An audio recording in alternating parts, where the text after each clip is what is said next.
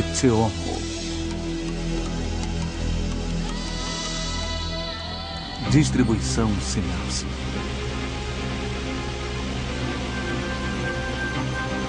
Trabalho. Versão brasileira. Áudio News.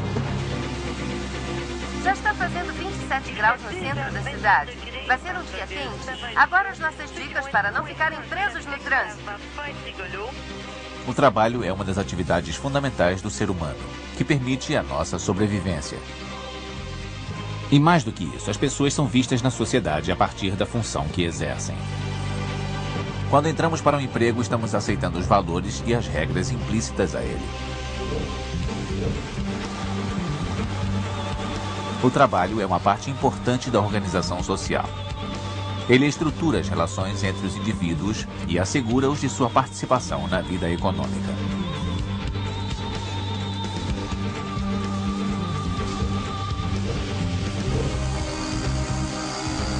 Para o ser humano, o trabalho é a maneira de interagir com o meio ambiente, de transformá-lo e moldá-lo para se adequar às nossas necessidades. Na sociedade moderna, o trabalho é visto como uma fonte de independência e liberdade.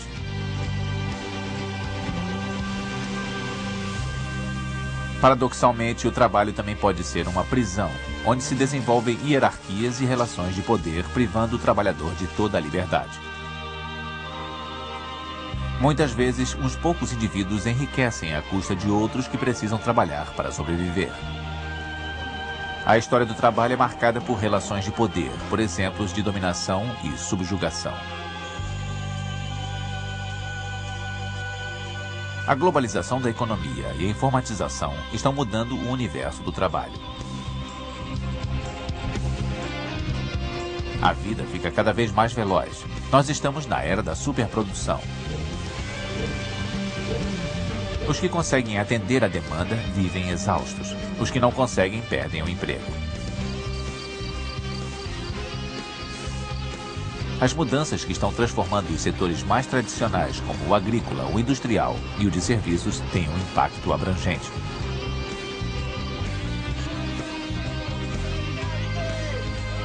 Mais de 800 milhões de pessoas no mundo inteiro não têm emprego ou estão subempregadas.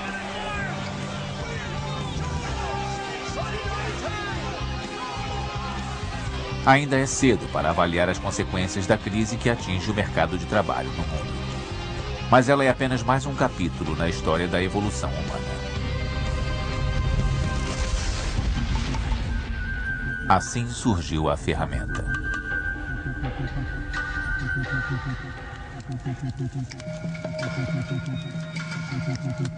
Uma das características principais que distinguem o homem dos animais é o seu polegar opositor, que permite que ele manipule os objetos. Graças a essa característica, ele é capaz de fabricar ferramentas para transformar os recursos naturais de que dispõe em produtos novos e úteis. Os tipos de ferramenta que nossos ancestrais fabricavam marcam os diversos estágios da evolução humana. Há mais de 2 milhões de anos, as ferramentas eram feitas de pedra. As lâminas, lanças e pontas de flecha eram fundamentais para a sobrevivência do grupo. Cada ferramenta era considerada uma parte do arsenal do grupo e todos os membros do clã aprendiam a fabricá-las. Na Idade da Pedra, as pessoas viviam em grupos nômades e sobreviviam da caça e da coleta de alimentos. As atividades fundamentais da sobrevivência eram estreitamente ligadas a outras atividades, como a educação e a convivência familiar. O conceito de trabalho não existia.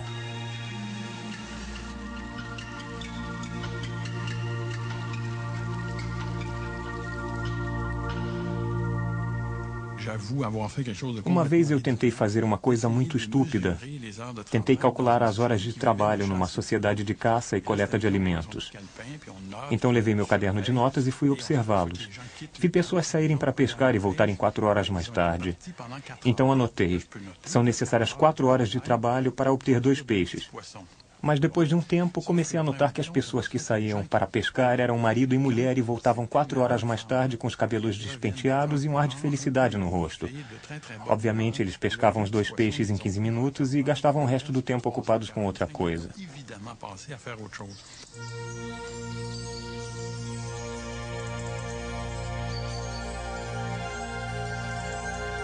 Muitos povos de tradição agrícola têm lendas que falam de uma época de abundância, onde os frutos e legumes nasciam espontaneamente no campo e esperavam para ser colhidos. Será que o Jardim do Éden terá existido sobre a Terra na época em que as pessoas viviam da caça e da coleta?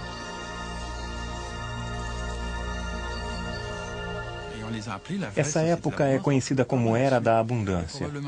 Desde então, nunca existiu nenhuma sociedade humana que se alimentasse tão bem com tão pouco esforço. Então nasceu a agricultura. Bem, a lavoura pode render bastante, mas exige muito trabalho também.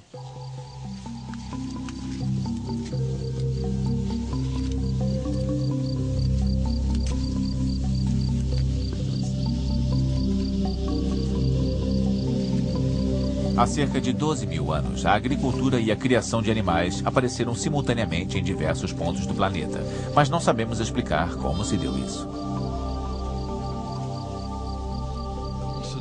Hoje em dia, nos perguntamos se nossos ancestrais não começaram a arar a terra por falta de opção.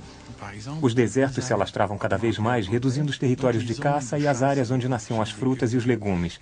Literalmente, o território deles estava encolhendo. Nada melhor do que a agricultura para extrair o máximo de alimento de uma porção mínima de terra. A coleta e a caça, ao contrário, exigem territórios amplos. A Revolução Agrícola fez surgir novas tarefas. Era preciso construir silos, irrigar os campos e tomar conta dos animais. As pessoas começaram a fabricar potes de cerâmica para transportar a água e cestos para carregar as colheitas.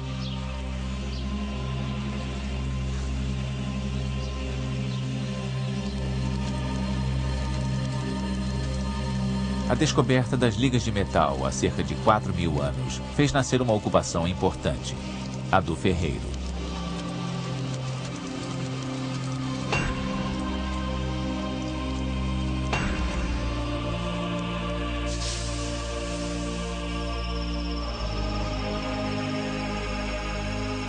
Com bronze e ferro, nossos ancestrais puderam forjar ferramentas mais eficientes que aumentavam a produtividade. As pontas eram mais fortes, as lâminas mais afiadas e as curvas mais definidas.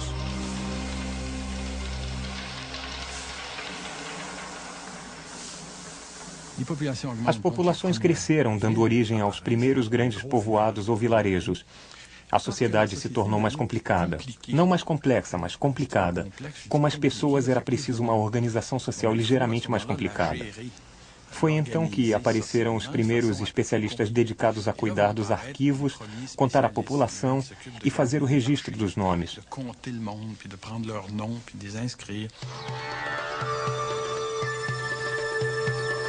A civilização egípcia era extremamente hierarquizada. Com isso, as tarefas se especializavam cada vez mais e novas funções apareciam a cada momento. A ordem social era garantida graças à dura disciplina a que os trabalhadores eram submetidos. O trabalho na lavoura era coordenado por chefes de equipe. Cada agricultor tinha que obedecer ao seu chefe sob pena de castigos físicos.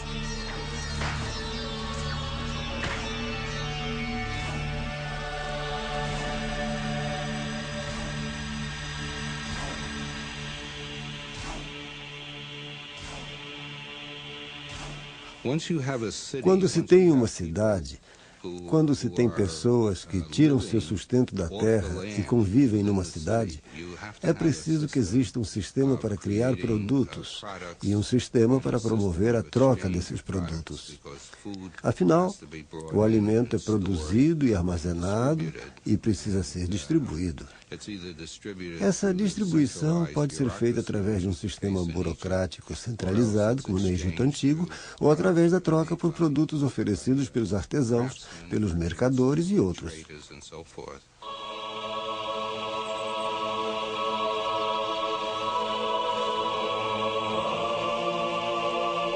Os sacerdotes, guerreiros e escribas ocupavam o patamar mais elevado na pirâmide social. Os escribas, cujas funções passavam de pai para filho, eram os funcionários do Estado, responsáveis por controlar os estoques e separar as cotas solicitadas pelo faraó. Sem essa organização administrativa, o regime dos faraós jamais poderia ter existido e as pirâmides não teriam sido construídas. Vamos ouvir agora a descrição da construção da pirâmide de Quéops, feita por Heródoto, um dos grandes pensadores da antiguidade. Quéops convocou todos os egípcios para o trabalho. Alguns levavam as pedras até o Nilo, outros ficavam na margem oposta para descarregar as balsas que atravessavam o rio levando as pedras. Havia sempre 100.000 trabalhadores no local da obra e as tropas eram substituídas a cada 3 meses. Sendo assim, durante 10 anos, o povo egípcio precisou construir uma estrada para o transporte dos blocos de pedra. A construção da pirâmide em si demorou 20 anos.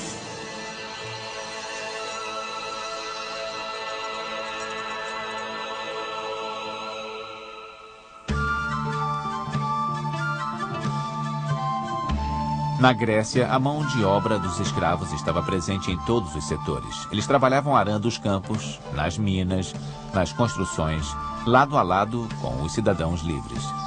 Os escravos ocupavam até mesmo posições mais importantes que exigiam habilidade intelectual. Mas apenas os cidadãos livres tinham o direito e o dever de se dedicarem à filosofia, à política e às artes, atividades consideradas nobres e fundamentais. No livro A República, Platão descreve a organização da cidade ideal. Ela se basearia em funções especializadas que os trabalhadores não estariam aptos a exercer por não terem tempo disponível e não conhecerem as maneiras de governar. Aristóteles também fala disso ao se referir aos trabalhos manuais. Segundo a sua filosofia, o ato de sentar perto do fogo para realizar trabalhos manuais danificava o corpo humano, deixando-o deformado. Por isso é que Hefesto, o deus grego dos trabalhos manuais, tinha o corpo deformado. Ele era manco e tinha uma corcunda.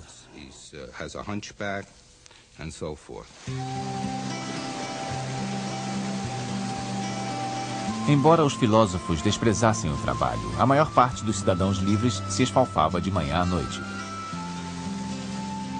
Mercadores, lavradores, artesãos e arquitetos podiam apenas sonhar com uma sociedade ideal onde não houvesse trabalho.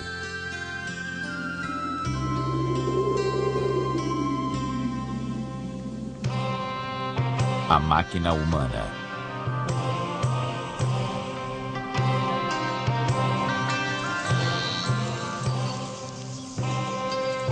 Jesus de Nazaré, o filho do Deus cristão, era um simples marceneiro.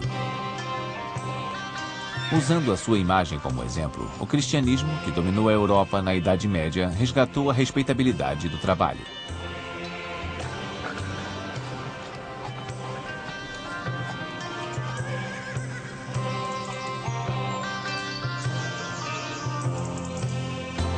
Embora as condições de trabalho fossem duras, o feudalismo livrou os trabalhadores do conceito de escravidão.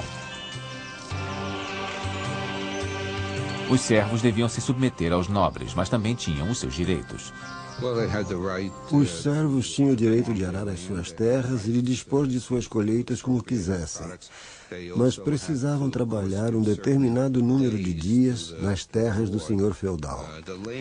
A terra pertencia primeiramente aos reis, depois aos senhores feudais e depois ao povo. Para fazer uso da terra, cada indivíduo tinha direitos e deveres a cumprir. O senhor feudal ocupava o centro da economia medieval. Ele era o dono das terras e enriquecia graças ao trabalho de seus vassalos. Sua riqueza permitia que ele construísse castelos fortificados, encomendasse trabalhos de artesãos, comprasse armas e fizesse guerras para conquistar ainda mais terras.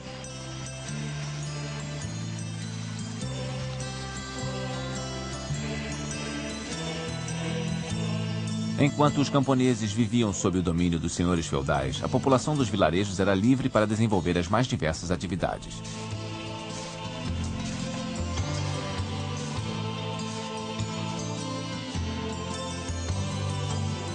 O artesão era seu próprio patrão. Ele contratava funcionários e aprendizes para ajudar na oficina. Os artesãos se reuniam em associações segundo sua especialidade para passarem seus conhecimentos a novos membros.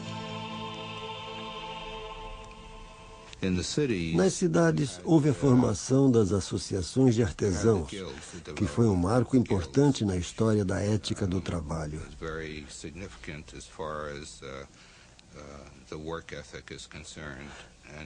Muitos dos valores idealizados na ética do trabalho hoje vêm das associações medievais, como as noções de dedicação, honestidade e assim por diante.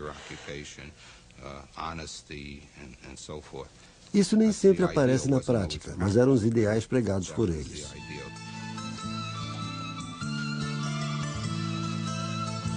Gradualmente, o controle da economia medieval passou para as cidades com o desenvolvimento da indústria. Um dos primeiros exemplos é a indústria têxtil de Flandres.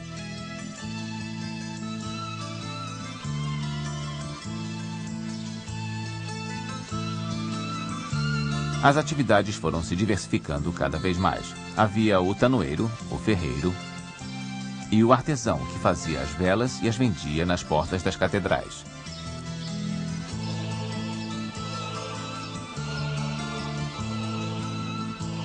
Os operários que trabalhavam na construção dessas catedrais, cada vez mais altas e imponentes, se orgulhavam tanto de seu trabalho quanto os artistas de suas obras.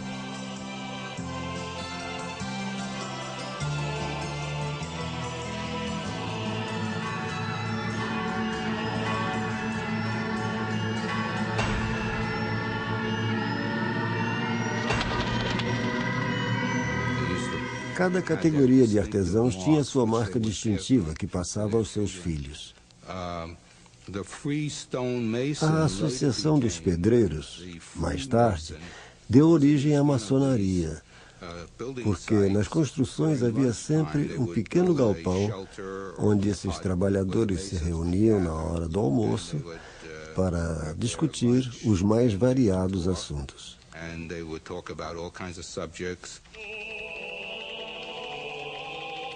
Na época, as ocupações passavam de pai para filho. Não existia o conceito de mobilidade social.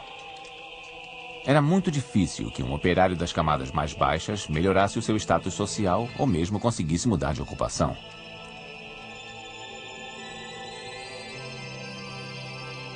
No século XVI, as igrejas protestantes começaram a lançar novos valores no norte da Europa, principalmente na Inglaterra. A doutrina da predestinação do calvinismo diz basicamente o seguinte: o que você faz não importa. A decisão de levar ou não você para o céu cabe a Deus, não importando o que você faça. E a maioria das pessoas não vai para o céu. Essa era a doutrina da predestinação do calvinismo. Mas como uma pessoa poderia saber se era uma das escolhidas? Uma das maneiras de saber era avaliando o seu sucesso pessoal.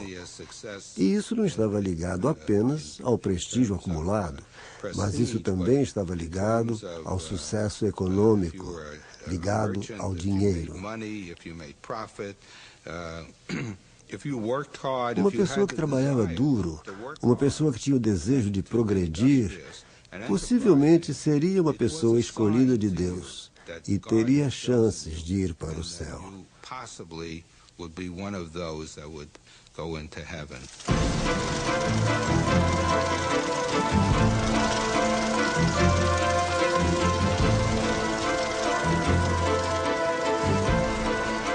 A Revolução Industrial transformou completamente o universo do trabalho. O uso das máquinas foi se tornando cada vez mais comum no Ocidente. Elas eram vistas como um instrumento de liberação, porque permitiam que se produzisse mais, com menos esforço. Mas a realidade se provou totalmente diferente. O aparecimento das máquinas marcou o fim da produção artesanal. Nas oficinas, o artesão controlava suas próprias ferramentas, tinha domínio sobre o seu próprio trabalho. O produto era o resultado de sua criatividade e do seu esforço pessoal. Com a mecanização e o trabalho por turnos, a máquina passou a controlar o trabalho, em vez de o trabalhador controlar a máquina.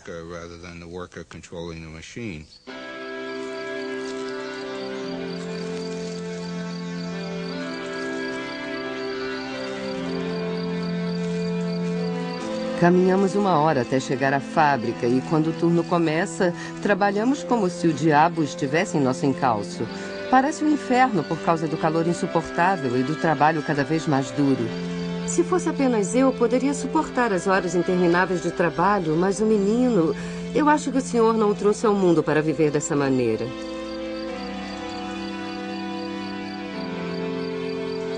A disciplina era dura nas fábricas e a punição física era comum. Além disso, com turnos de trabalho de 14 horas diárias, os acidentes eram frequentes. Muitas vezes as máquinas esmagavam dedos, prendiam braços em suas engrenagens ou, pior do que isso, matavam um operário.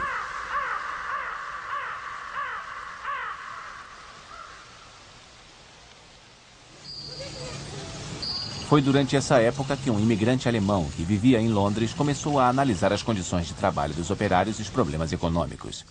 Em 1867, Karl Marx publicou O Capital, obra na qual denunciava a exploração do operariado pelo regime capitalista. O marxismo serviria de inspiração para muitos movimentos trabalhistas do futuro.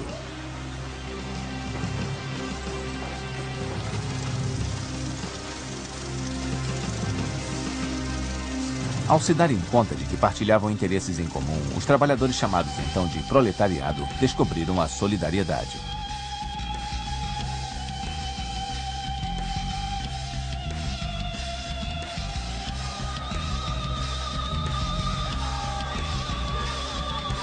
Na Europa e na América, os levantes trabalhistas se tornaram mais frequentes e mais violentos.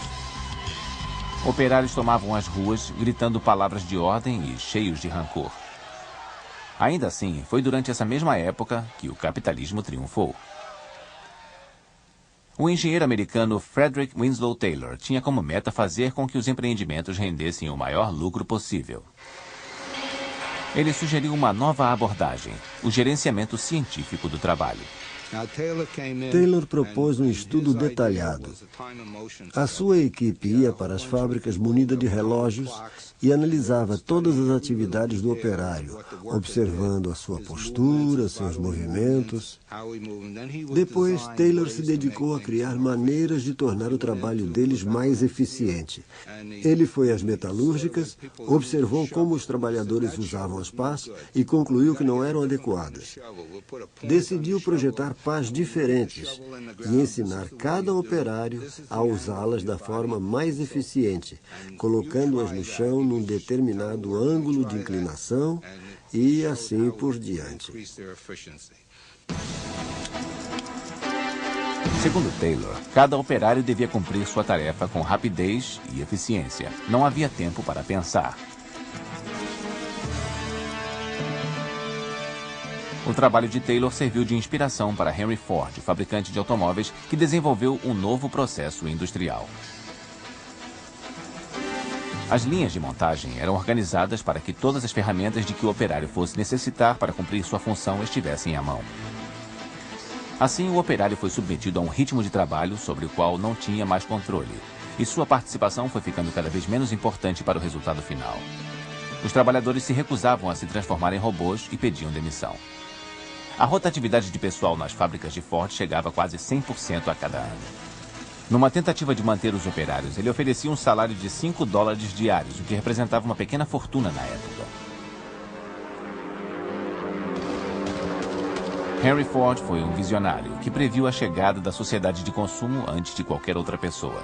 E ela apareceu depois da Segunda Guerra Mundial. Os países industrializados entraram num período de prosperidade sem precedentes que foi chamado por alguns de Anos Dourados.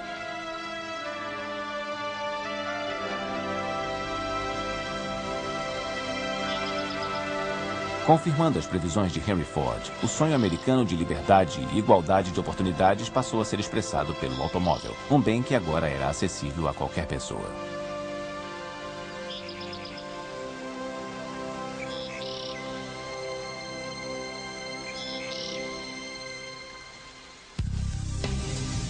o trabalho na atualidade.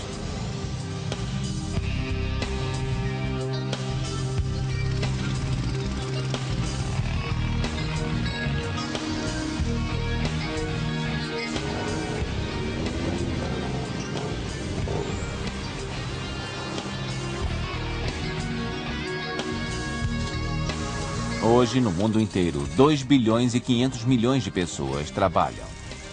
A discrepância entre os salários de todos esses trabalhadores é enorme. Um engenheiro europeu, por exemplo, ganha quase 50 vezes o salário de uma operária da indústria têxtil no terceiro mundo. Ela, por sua vez, ganha bem mais que um lavrador africano. Também existem diferenças marcantes entre os trabalhadores rurais e urbanos. Hoje, a mecanização da agricultura nas grandes propriedades tem expulsado as famílias de pequenos agricultores de suas terras e acelerado a sua migração para a cidade.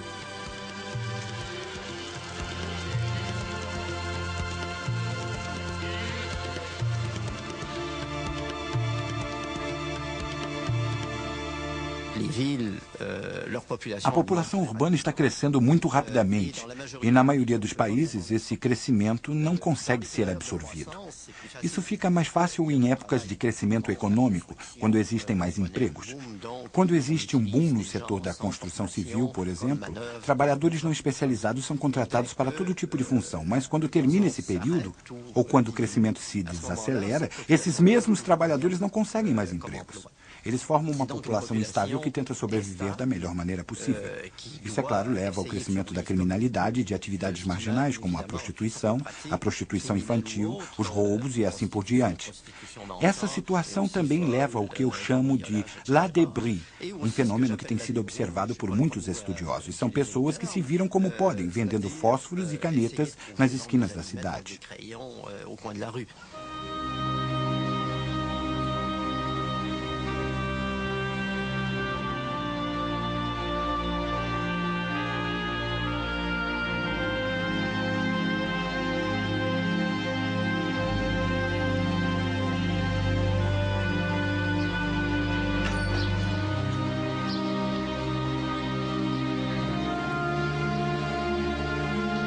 Em certos países, as taxas de desemprego estão tão altas e as condições de trabalho tão ruins que as pessoas tentam emigrar para os países ricos para melhorarem as suas chances de sobrevivência.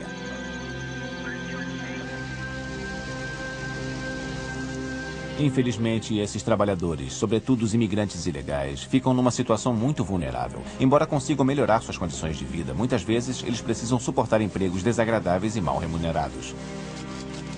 Obviamente, isso reflete a situação dos mexicanos nos Estados Unidos, dos africanos na Europa e dos muitos imigrantes do sul da Ásia no Japão. Hoje o Japão tolera a presença dos imigrantes ilegais porque eles aceitam empregos que os imigrantes legais ou os japoneses não querem, como lavar pratos nos restaurantes ou até mesmo trabalhar como garçons. Boa parte dos garçons da cidade de Tóquio é estrangeira. São esses mesmos trabalhadores que varrem as ruas e limpam o metrô. Tudo isso é feito por estrangeiros, muitos dos quais imigrantes ilegais.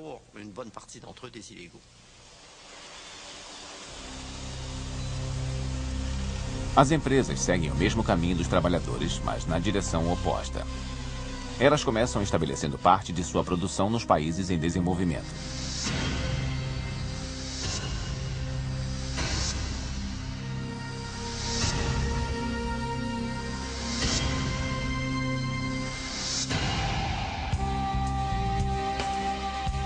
Como nesses países não existem sindicatos fortes ou normas que estabeleçam condições mínimas de trabalho, as empresas podem produzir a um custo mais baixo e aumentar sua margem de lucro.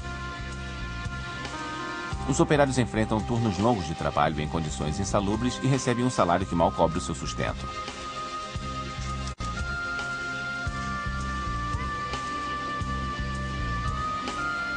Às vezes, campanhas de conscientização ajudam a melhorar as condições de vida desses operários.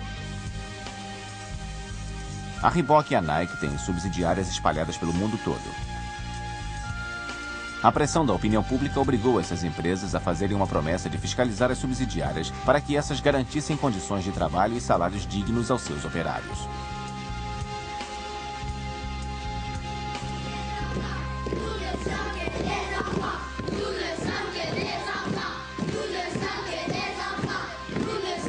Algumas empresas formaram um comitê de importadores de tapetes orientais. Esse comitê controla a produção e afasta do mercado tapetes produzidos com a exploração do trabalho infantil.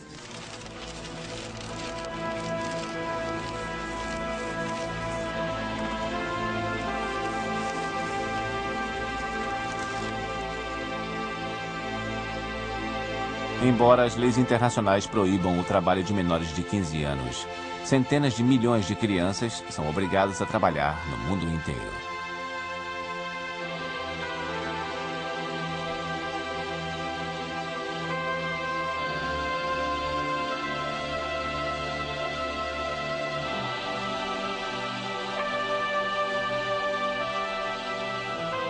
As crianças são mais vulneráveis e mais facilmente exploráveis. Muitas vezes servem como objeto de barganha para garantir a sobrevivência de pais miseráveis ou mesmo para saldar uma dívida.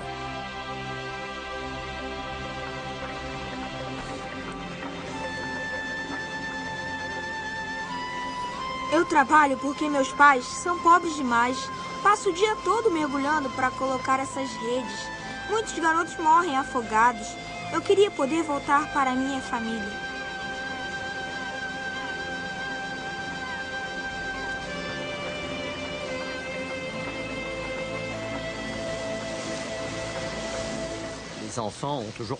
As crianças sempre participaram da produção em sociedades onde não há escolas. Quando o ensino se torna obrigatório, as crianças são afastadas do trabalho. Mas devemos ter em mente que isso não é exploração do trabalho infantil. Faz parte da vida familiar. A criança ajuda nas tarefas que garantem a sobrevivência da família. Mas no mundo industrial, na economia de mercado, o trabalho infantil se torna um emprego remunerado. E é aí que se abre o espaço para a exploração. Il y a vraiment des abus par rapport au travail des enfants.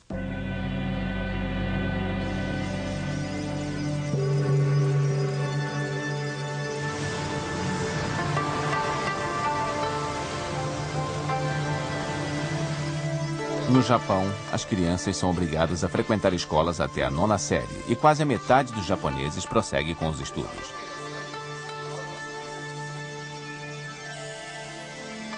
O Japão foi um país modelo por muito tempo.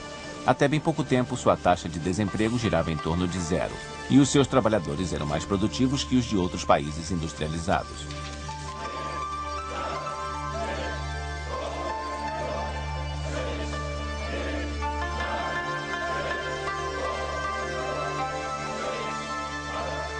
A cultura japonesa sempre valorizou o senso comunitário, a lealdade e a responsabilidade. No mundo dos negócios, tais valores foram explorados em troca da segurança que ele oferecia aos trabalhadores. O sistema japonês do emprego para a vida inteira é parte dessa mentalidade. Na verdade, esse sistema levava vantagens a ambas as partes. Do lado do empregador, havia relações pacíficas com os empregados e um contingente estável, que podia treinar sem medo de que os funcionários fossem aplicar o que haviam aprendido em outro emprego. Isso porque o sistema de segurança no emprego incluía um sistema paralelo que castigava a mobilidade. Em outras palavras, se um trabalhador iniciasse sua carreira em uma empresa grande que participasse do programa de segurança no emprego, ele não poderia trocá-la por outra empresa de porte semelhante, simplesmente porque essa não aceitaria contratá-lo. Hoje, esse sistema está sendo questionado. Segundo os quadros administrativos das empresas, ele sai caro e oferece pouca flexibilidade. A opinião pública japonesa está cada vez mais convencida de que o esforço necessário para conseguir um emprego desse tipo é grande demais. Em primeiro lugar, o pretendente deve estudar nas melhores universidades e arcar com os custos e sacrifícios que isso representa sem ter sequer a garantia de que vai conseguir um bom emprego.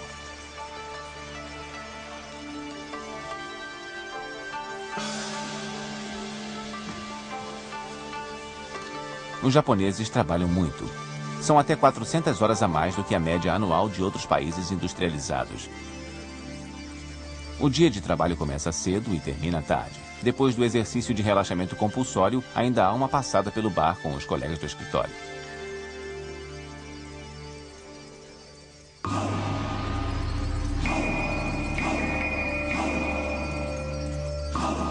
Mas tanto trabalho tem o seu preço.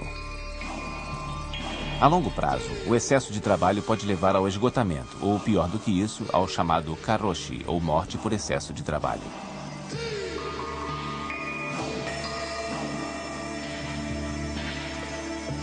A mentalidade dos japoneses está mudando gradualmente, assim como sua organização social.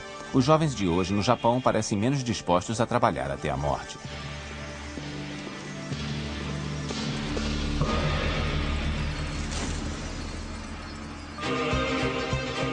A crise do trabalho.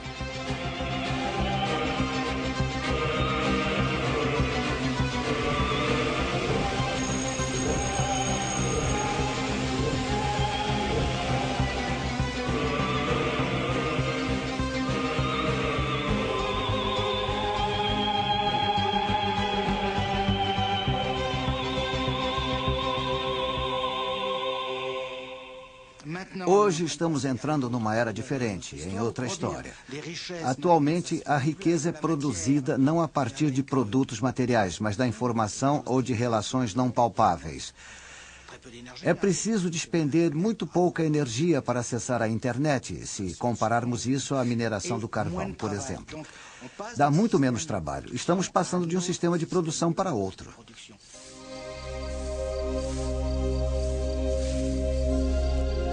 A agricultura, a indústria pesada e até o setor administrativo estão reduzindo consideravelmente seus quadros.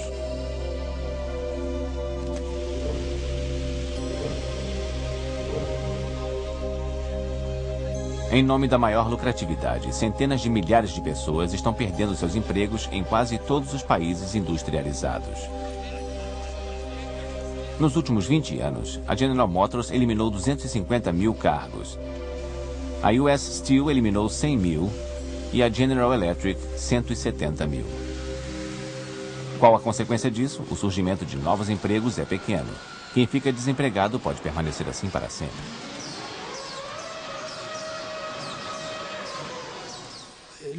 As máquinas eliminam empregos. E isso não é de admirar. Elas foram projetadas para isso. Quem cria uma máquina faz isso na intenção de automatizar um processo. Essa é a função das máquinas, não é novidade nenhuma. É mais difícil substituir as pessoas por máquinas em funções que envolvem projetos, criação e gerenciamento. E também é difícil automatizar o comércio ou o setor terciário nos cargos que exigem mais inteligência. A causa principal do problema é o fato das máquinas poderem substituir com facilidade os empregados de funções que exigem pouca qualificação. E como essas funções são também as que podem ser transferidas para países do Sudeste Asiático, temos aí dois motivos para o processo da automatização atingir o trabalhador que tem pouca qualificação. Esse é o problema.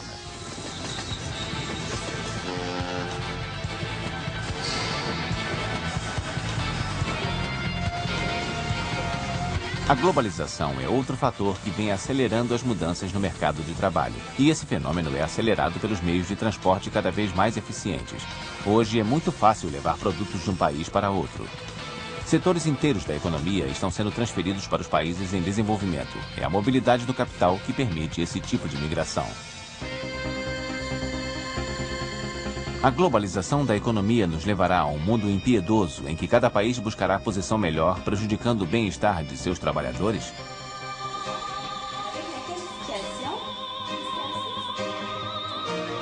A mudança no universo do trabalho também é caracterizada pelo aumento no número de trabalhadores ativos. Isso acontece porque existe mais gente em idade produtiva. A geração do Baby Boom constitui hoje o maior contingente de trabalhadores da história. Além disso, as mulheres invadiram o mercado de trabalho. Nos anos 70, na França, 1 em cada 2 mulheres trabalhava fora. Hoje, a média é de 2 em cada 3 mulheres, e ela deve subir logo para 3 em cada 4. No mundo inteiro, há mais gente exigindo empregos. São muitas mãos estendidas numa época em que o número de cargos disponíveis tende a diminuir.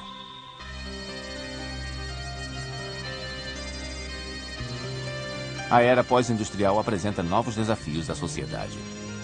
Como poderemos integrar tantos trabalhadores em uma economia que não está gerando empregos? As mudanças no mercado de trabalho acontecem tão rapidamente que a sociedade tem dificuldade em absorvê-las.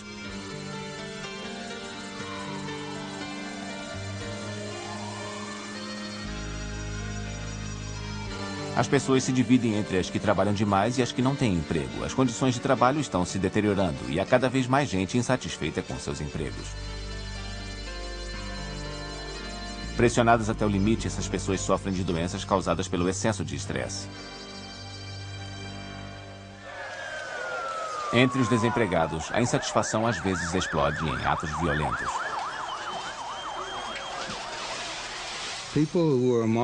As pessoas que são marginalizadas, que são excluídas do mercado, aceitam essa situação durante um certo tempo.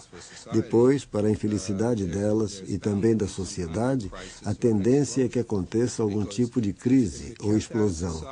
Se você é excluído da sociedade e se encontra desesperado, num beco sem saída, só há duas reações possíveis. Você pode aceitar passivamente ou então partir para a sabotagem e começar a dificultar as coisas para quem está no poder. Muitos pensadores vêm analisando a questão do trabalho. Não há um consenso entre eles. Suas opiniões são divergentes. Existem dois prognósticos possíveis. No mais otimista, deverão aparecer novos empregos demandando mais inteligência e criatividade. Na previsão pessimista, estaremos vivendo numa sociedade partida, dividida entre aqueles que têm acesso ao trabalho e os que não têm. Existe uma defasagem entre o ápice das crises e a solução oferecida pelos grandes ciclos da economia. E é isso que as pessoas muitas vezes não conseguem perceber. Elas dizem, ora, vocês estão se preocupando demais. Se há falta de empregos, logo serão criados outros. Está bem, mas isso não poderá ser feito amanhã. Não onde eu moro, numa cidadezinha de interior. Se a fábrica fechar, como vou sustentar a minha casa, minha esposa e meus filhos? Entendem o que eu quero dizer? Existe uma defasagem entre a crise que o indivíduo enfrenta num determinado momento e o grande ciclo das mudanças históricas. Há 30 anos havia previsões de uma sociedade de lazer, onde graças às novas tecnologias estaríamos livres do trabalho. Mas a realidade mostrou que aqueles que têm emprego hoje em dia têm cada vez menos momentos de lazer.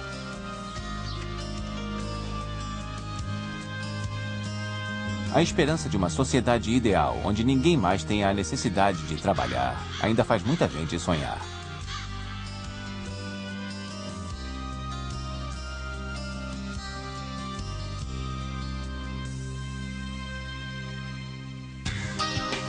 Uma nova visão do trabalho.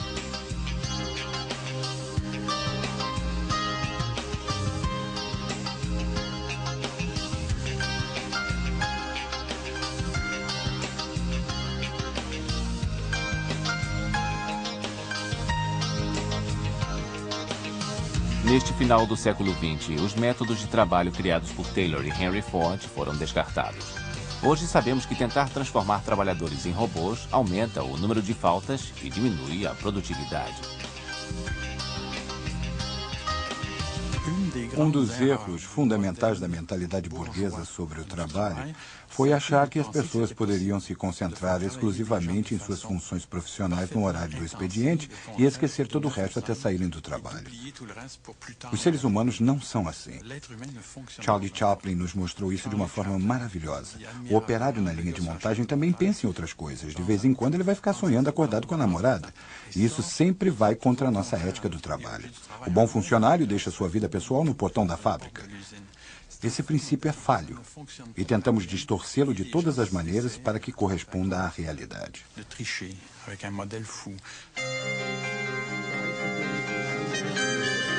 As novas tendências da organização do trabalho tentam incluir o trabalhador no processo de produção para que ele se sinta mais envolvido na sua atividade. Todo funcionário agora pode tomar parte das tomadas de decisão que passaram a ser feitas em conjunto. Hoje precisamos fazer o inverso de tudo que Taylor tentou fazer. Queremos que os trabalhadores ofereçam a sua contribuição pessoal ao processo, o seu conhecimento. Isso vale para todos os funcionários, seja o operário da linha de montagem, o gerente de projetos ou qualquer outro empregado. Ele terá sempre ideias e percepções que talvez jamais ocorreriam à administração. O funcionário sempre sabe como fazer as coisas melhor no seu setor, como melhorá-lo.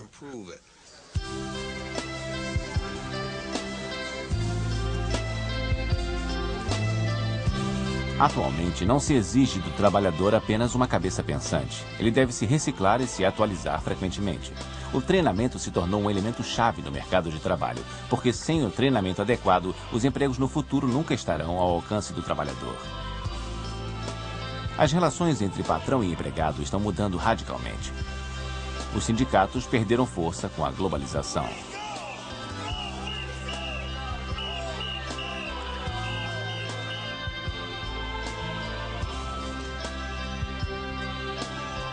Contando cada vez mais com serviços terceirizados, as empresas diminuem sua folha de pagamento. Os chamados trabalhadores freelancers ganham liberdade e independência, mas esse tipo de esquema também tem os seus riscos. Os freelancers muitas vezes ficam isolados e entregues aos próprios recursos, sem benefícios e sem qualquer segurança. A aparente liberdade, muitas vezes, se transforma numa liberdade para trabalhar o tempo inteiro.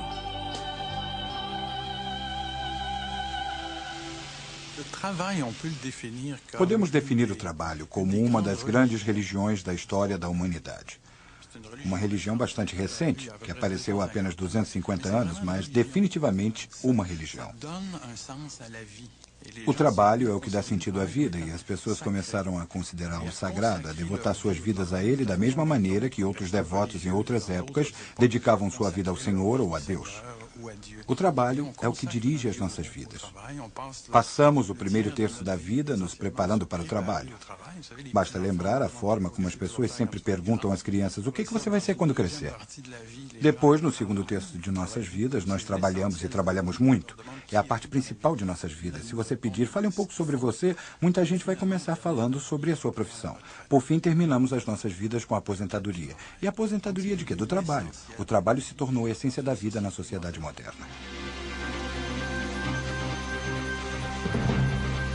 Muita gente foi sacrificada nesse culto ao trabalho. Mas os jovens não têm mais esperanças no futuro e a massa de pobres e desempregados se sente excluída da sociedade. Os especialistas preveem que por volta do ano 2010 ou 2020, 10 ou talvez apenas 5% da população sejam suficientes para gerar todos os produtos que o mundo consome. O que as outras pessoas irão fazer? Não existe cura milagrosa para a crise do trabalho. Mas existem muitas soluções possíveis. Todos nós vamos precisar decidir que soluções escolher e defini-las como metas para a nossa sociedade.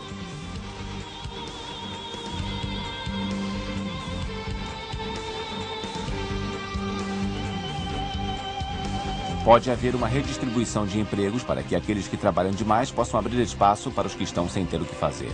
Isso pode ser feito com a redução da jornada de trabalho ou com a instituição de dias compulsórios de folga. Se a taxa de desemprego continuar alta, talvez seja preciso fazer uma redistribuição de riquezas. Se queremos viver numa sociedade justa, é preciso garantir que cada cidadão tenha uma renda mínima. Talvez seja preciso atribuir mais valor às atividades, como o trabalho voluntário, para que aqueles que aceitem viver com uma renda mínima garantida pelas autoridades possam ser mais respeitados na sociedade.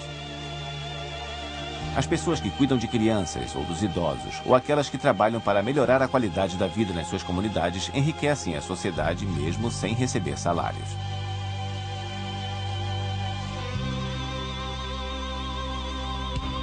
Para os filósofos gregos, a sociedade de lazer estaria reservada a uma pequena elite. Hoje nós produzimos coletivamente uma abundância tamanha de riquezas que poderíamos todos trabalhar menos.